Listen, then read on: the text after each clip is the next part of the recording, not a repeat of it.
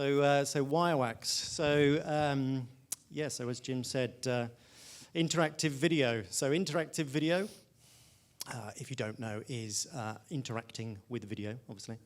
So traditionally, you watch a video, you hit play, you sit back and you consume it from beginning to end. With interactive video, you're expected to lean forward and interact, and kind of you sort of do something to the video, and the video responds in some way. It's like a two-way conversation. Okay. So Wirewax is technology that allows you to make those interactive video experiences. We like to think of ourselves as connected videos specifically because we actually connect the things in video to other stuff, and that doesn't make an awful lot of sense at the moment, but hopefully it will in a bit. And we'll tell you a little bit about what we've been doing over the last 4 or 5 years, and a little bit more recently, and that's why somebody shoehorned 360 in Comic Sans into the slide there, about what we've been doing over the last month or so in terms of sort of integrating this into 360 video. If you feel like tweeting about us, please do. No one ever does. If you want to... likes as well, please. Likes, please. Yeah, like us on Facebook. Again, no one ever does. Or just go to wirewax.com if you want to find out some more. So connected video. So I'm just going to show you this in the first instance. I always like to show this because it really helps explain in the sort of crudest form what it is that our technology does. And this doesn't look particularly pretty, but like I said, this is just kind of like looking under the hood, if you like, at what's going on. So this is a video, obviously. It's got people and it's got objects, and they move around. And you'll also see that they have these sort of dotted bounding boxes that appear over the tops of those people and objects as they move. That's us. That's our technology. And now these have been added by machines, not by us, not by humans. These have been added by our machines, things like face detection, face recognition, object redetection, that sort of stuff. But these are essentially touch points that your audience can then interact with. You can add lots more of these, but yeah, that's the basis of our technology.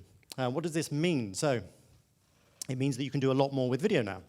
And there are 3 main use cases for what Wirewax gets used for. The first being enriching content, so just providing audiences with more information. So, for example, if I want to find out who this guy is, I can just reach forward and click on him, and, oh yeah, it's Daniel Craig, great. I want to find out who painted this, for example. I think that's Thomas Eakins. Yes, winner. Or, it's a bit more interesting. Whoa, okay.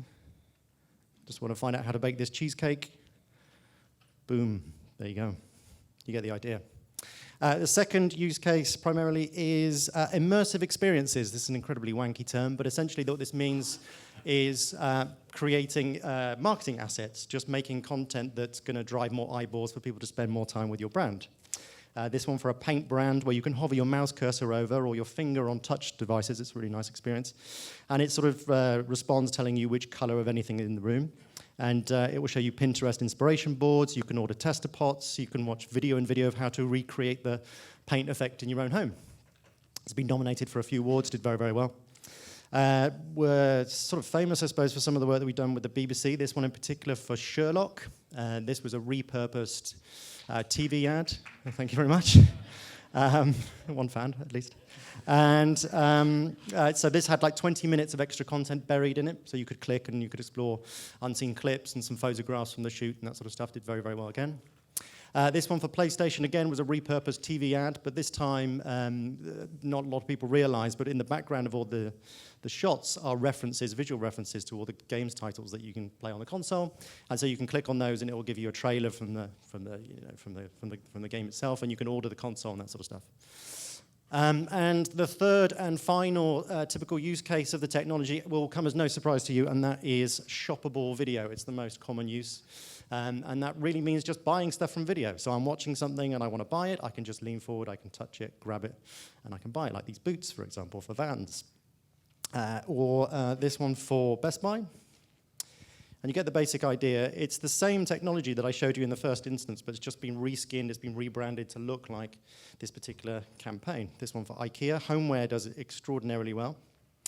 This for Ted Baker. So these assets that we build, so the hotspot, the tag as we call it, and the overlay that appears, those are templates that the client can then reuse as many times as they like. And in this case, Ted Baker have used it 3 times now. This particular video, they made $100,000 worth of sales from this video alone in the first week. So shoppable video does do very, very well. This is the most boring slide in the world. But what we're trying to say here is that this drives a huge wedge in the conversion funnel, right? So now you see something in video, you can respond straight away, you can act on impulse, and you can do something about it.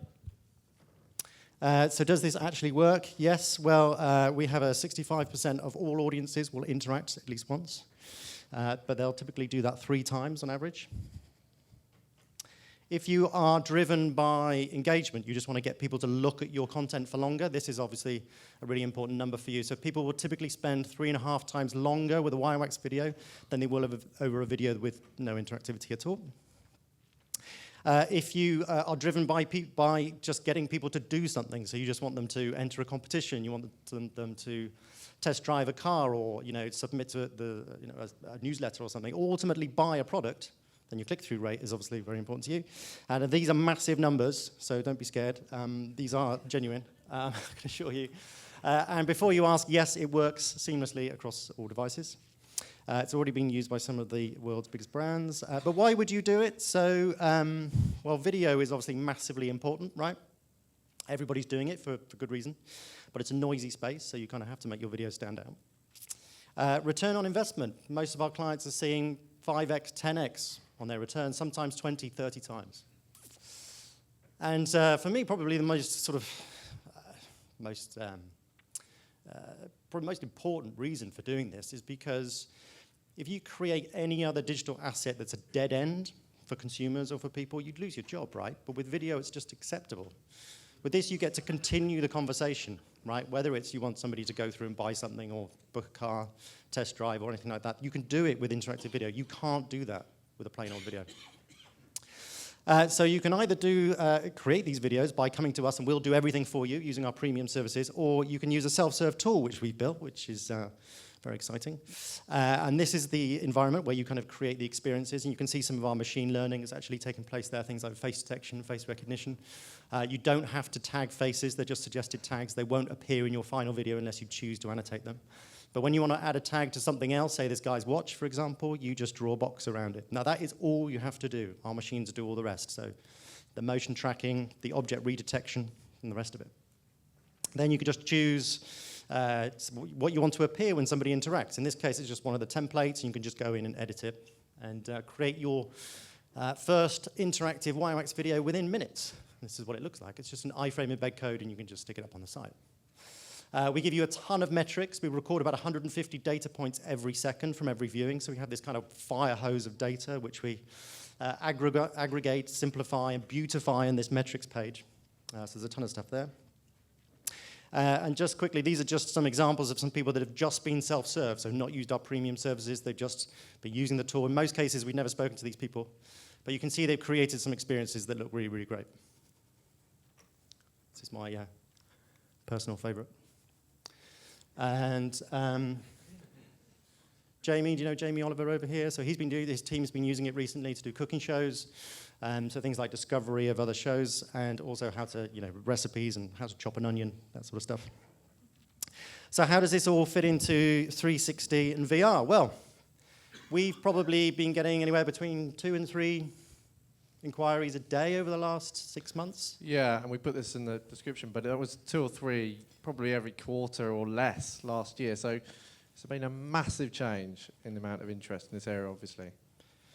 And with good reason, I guess, and that's because, in the same way that we're adding value to traditional non-interactive video, people are looking for us to add value to 360 video as well.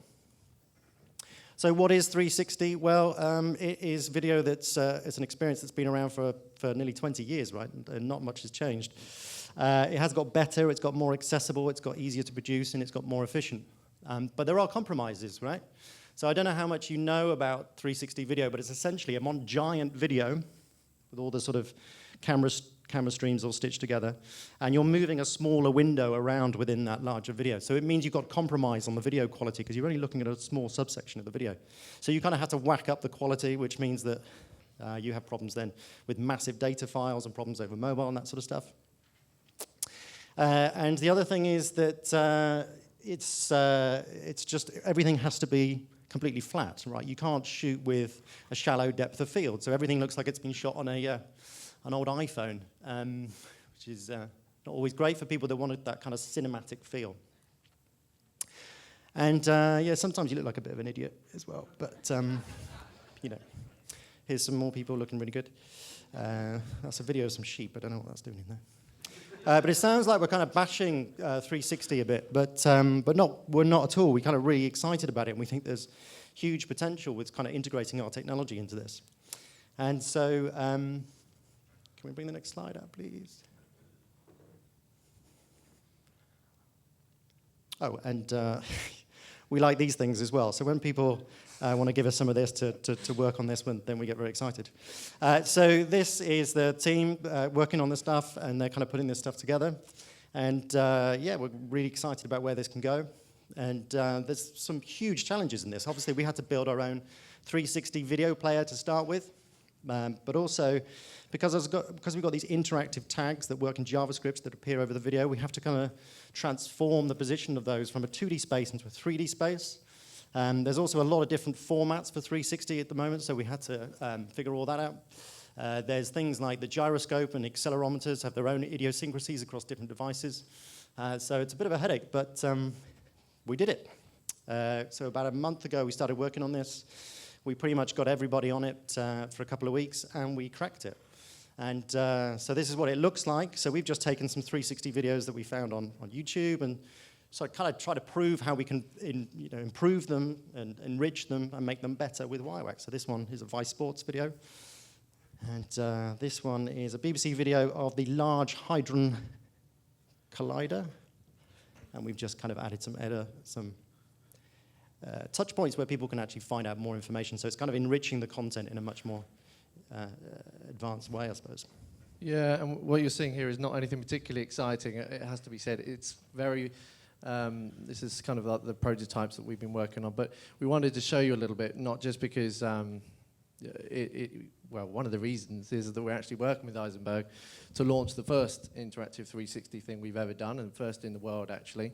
As part of a new drama series. Yeah, Eisenberg are leading that, and it would have been that team. So yeah, it's launched on the 1st of July. I can't say much about it, otherwise I will be killed after this. But it's going to be an amazing project. And one of the things we really want to stress about this, and we're a little bit sarcastic, as you might tell. I mean, we are British, but 360 is a thing that needs to be creative. It needs to be thought about as much as you're making a normal video. A lot of the problem with technology when it's applied to creative industries comes about because people get very excited about the technology and lose the creative. So one of the reasons why this interactive 360 project we're launching with Eisenberg is so important is that the guys have been thinking about it from concept outwards. It's about using the narrative and actually making a point for making it 360. There is interaction which adds to the narrative of the story.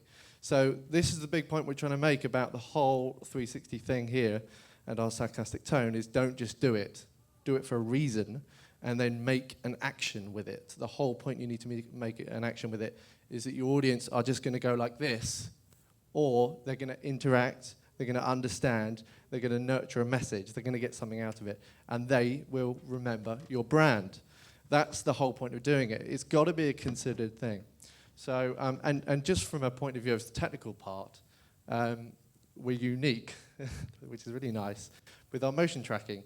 So you might have seen a bit of this, but we do level object detection and recognition. We can follow objects wherever they move. We do that automatically. If you're doing that in a 3D space, as Steve was saying, this is really hard stuff. So the very fact that we have motion tracking means that we can track those objects through these dynamic spaces and allow people to interact in a way which they will not be able to with any other technology on this planet, thankfully. So it's really unique stuff, and I think we're really excited to launch this for Eisenberg particularly, so hopefully you'll all see it very soon. Yeah, and I guess what we're trying to say here is, don't just do 360 for 360's sake, right? This is actually adding some value and purpose to it, and so hopefully these examples will trigger some inspiration. Yeah, and I just want to quickly add on, because it's always a question we'll get at the end. It works on iPhone. And please accept it works on iPhone. You can test it out. And also, our 360 use case works on iPhone. You don't need an app. You don't need anything. It will work natively out of the box.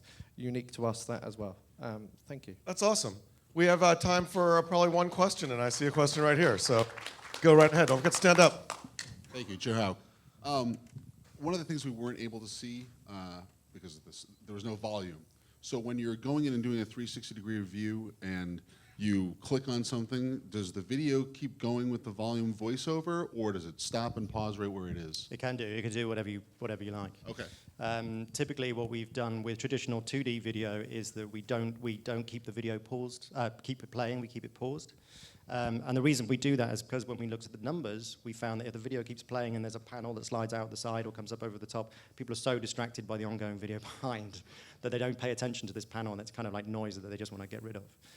And so that's typically why, in most cases, you'll see in the examples we've shown you, the video does pause. But you have complete control over that.